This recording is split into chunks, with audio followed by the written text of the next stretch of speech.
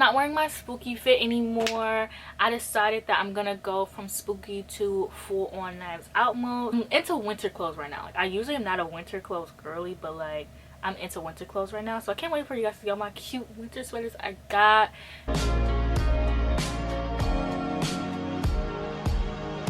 Let's just get into the video. So today I'm going to be doing thriller recommendations.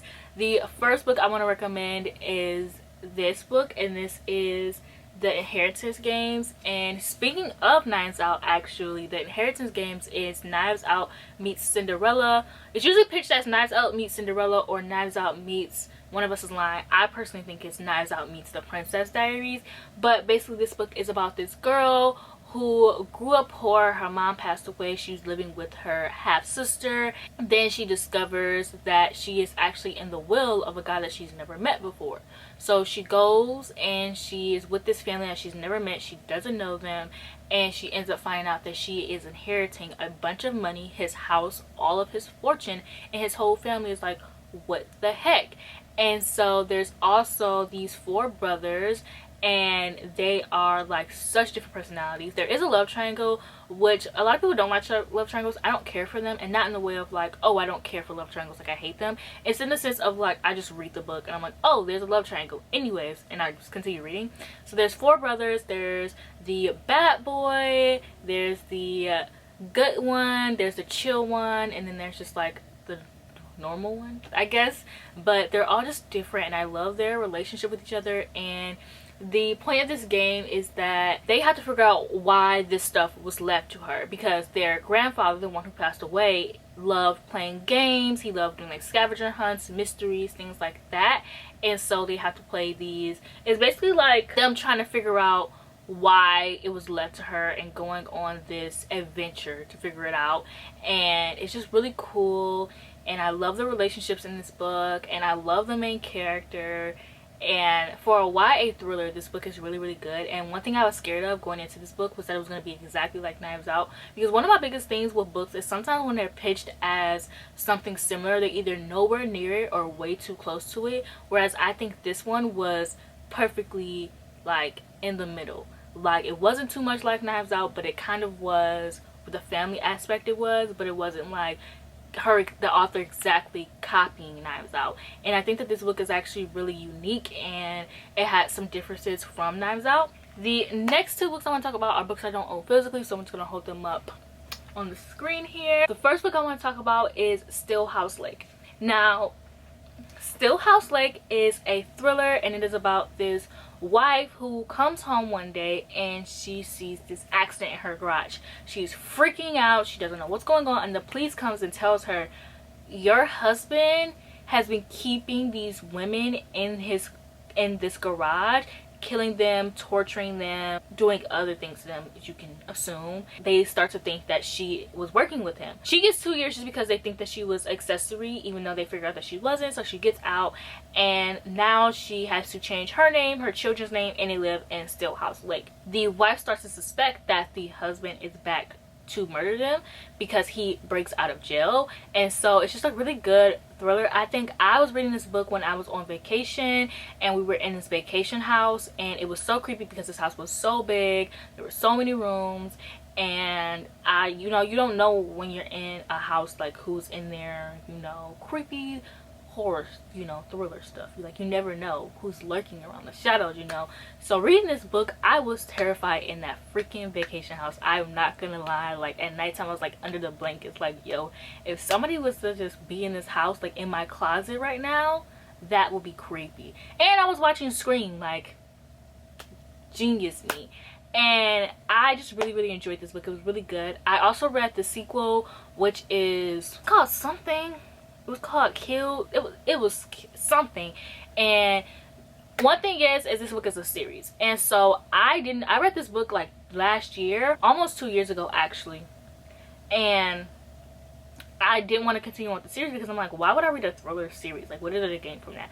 But it's a journey of the character in this book becoming a PI. So the next book, she ends up like actually having to battle it out with her husband. The third book is her going to be a PI. I'm going to be starting the third book soon because I did not want to read this book as a series. I was like, I'm not going to read a freaking thriller series. Like, just make it one book. I'm a standalone person. Like, I love standalones, and I think that books are better off as standalones, so that's why I didn't give it a try. But I gave the second book a try. I was like, okay, it was pretty good. So I'm really excited to read the third book, because that's when she starts to become a PI, and one thing I really like is PIs. Like, I'm really into those. And the second book I have, which I don't own, is The Woman in the Window. My sister owns this copy, but I did not feel like getting up. So The Woman in the Window is like a very popular thriller. If you haven't heard about it, it is about this girl, and she has this condition where she has to stay in the house, and she witnesses this murder. Nobody really wants to believe her. So it's really good. I read it a few years ago, so my memory of it is kind of hazy. I'm not gonna lie, the first half was pretty boring, but there's this plot twist like right in the middle, and that plot twist will get you from there all the way to the end. And those are my kind of thrillers. The thrillers where the plot twist will hit you and it'll keep you going all the way until the end, and you're like, oh my gosh, like the plot twist had me so shook. And then you read the ending and you're like, okay, this was a good book. The next book on this list is The One by John Myers, and this book is basically about this DNA app that matches you with your soulmate, and they match you by DNA. So this book follows an ensemble of different characters and their story based off this app. And so there's one person who is the person who created this, and she's like gonna take a stab at love, and a lot of people don't like her because they say that this app will ruin relationships. This app is seen as like how to find your soulmate. Like, this is like the app for all apps. So like, there are better than dating apps. Like, this isn't a dating app. This is like how you meet your soulmate. And so it ruins so many relationships.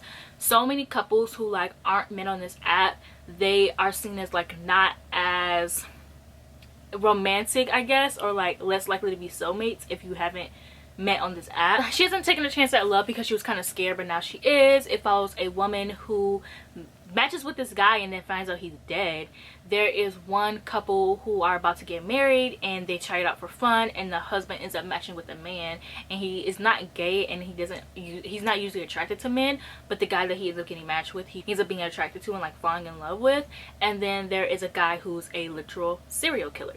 So it follows an ensemble of different people and their stories, and it reads more of like a mystery than a thriller, but it was still really enjoyable. It was really good. The plot twist was good. It just was a bit long. Like, I liked it. I gave it 3 out of 5 stars. It was just a bit long for my liking, but it was so much drama, so much tea, something going on like every chapter, so it is enjoyable. Like, it's not a bad book, but I just felt like it was a bit long. I was listening to it on audio. The next book I have is a book that I've been raving about for the past like month. It's in like all of my videos this month, and that is Someone We Know. So if you happen to still not know what this book is about, this book is about this neighborhood, and this one wife in the neighborhood goes missing, and it follows an ensemble of different characters in this neighborhood and who the suspect might be, and just the drama that goes on in their household. And I just love books with drama, and this book has a lot of it.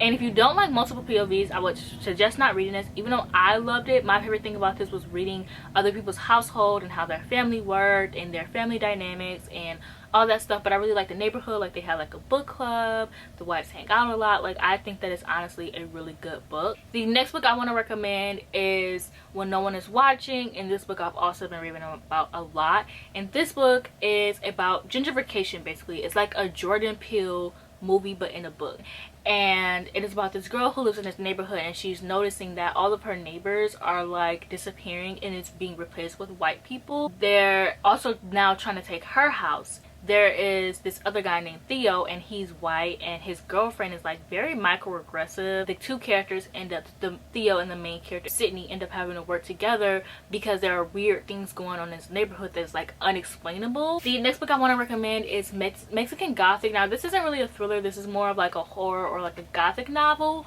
but I still want to recommend it because I thought it was really, really good. So this book is just about this girl named, I think it's Nomi. I hope I pronounced it right. And she is sent to go live with her cousin for a few months because her cousin writes this letter to her dad saying like, hey, I think my husband is trying to kill me. Like, something is going on in this family. Please send help. For some reason, the dad sends the younger cousin, the main character, Nomi, and she's just like this rich, privileged girl, and I loved her character. And it's just like a bunch of like gothic things going on in this book, a bunch of spooky things, and I really liked the book. It wasn't like, for me, it wasn't a 5-star read because I personally didn't like the the ending, like, I didn't hate the ending. The ending just wasn't, like, the ending wasn't for me, but I enjoyed the main character.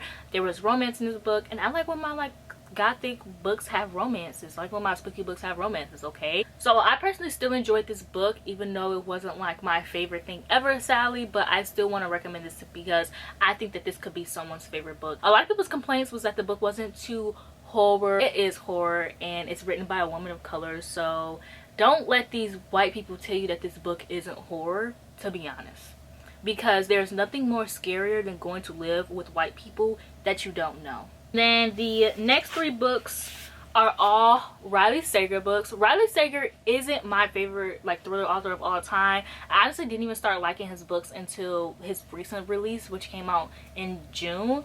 But I still think his books are, like, good, if that makes sense. So I'm just gonna start off in order of how I read them. I haven't read The Final Girl or whatever, but I knew what happens in the end. But I think I still might give it a read, actually. But The Last Time I Lied, this book is basically about this girl who, something happened at this camp when she was younger, and it ends up getting shut down. So a few years go by, and she goes back to this camp. She just, like, has these bad memories of it, and then she has no choice but to figure out what's going on. It was pretty good. This is, like, my first ever Riley Sager book. I buddy read it with my best friend. Like, it was pretty decent. Like, it wasn't the worst thing I ever read. Like, it was good. But a lot of people really like this book, so I'm suggesting it because you might like this book. Like, I thought it was pretty decent. This book was Lock Every Door, and I liked this one a lot more than The Last Time I Lied, but it also, like, wasn't my favorite thing ever because I didn't like the plot twist. I'm a plot twist girly, okay? If the plot twist isn't good, then I probably ain't gonna give it 5 or 4 stars.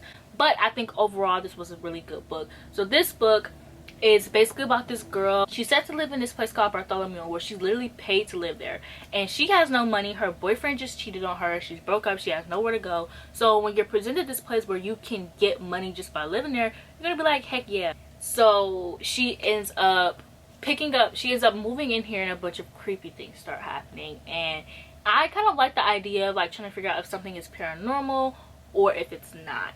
And I mean, I didn't like the ending, but a lot of people really like this book. I think that I feel like if you like Riley Sager books, you're gonna like this one. But personally, the ending just wasn't for me, but I still liked it. So that after actually liking Lock Every Door, I was like, okay, I'll pick up Home Before Dark. This was my book. Now, it wasn't a 5-star book, but I still really enjoyed this book. This book was like The Haunting of Hill House. I always say the more that you read this book, the more it actually isn't like The Haunting of Hill House. It does have some similarities. Like, they have this thing called The Red Room, and I remember reading that and being like, okay. It's basically about this girl who moves into this house, and when she was younger, and one night they, like, pack up all their stuff and mysteriously move out. And so her dad writes this book. She has, like, this grudge against her dad because she feels like everything he wrote in this book was a lie. Her dad passes away and he leaves her the house, and so she goes back to the house and be like, okay, I really want to figure out if everything my dad said was a lie or not. So she goes back to this house, and all this, like, spooky stuff starts to happen.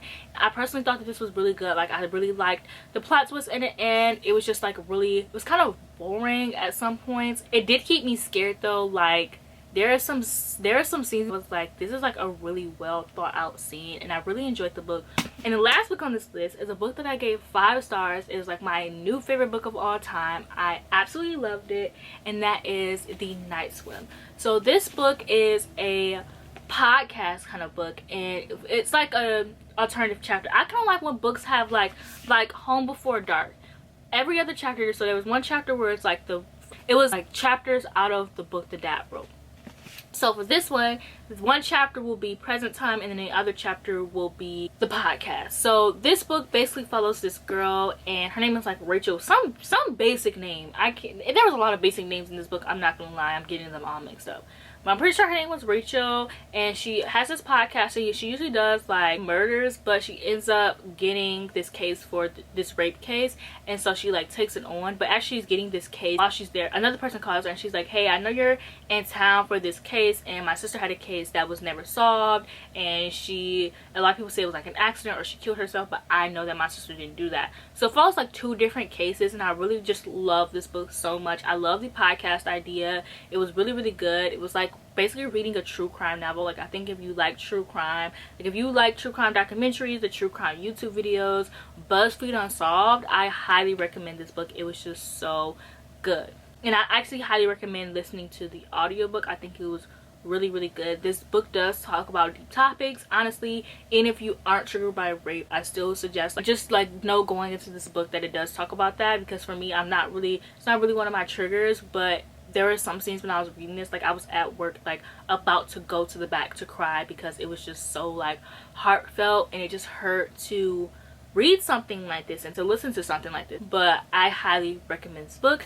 So thank you for watching this video. I'm so happy that, like, I've always wanted to do a thriller recommendations, but I never read enough thrillers to give any. So I'm so happy that I finally have like so many thrillers to recommend for you guys, and I can't wait to recommend more thrillers for you guys in the future. Thank you for watching this video. If you watched this video all the way to now, leave a laugh emoji, and thank you guys. I'll see you guys in the next video.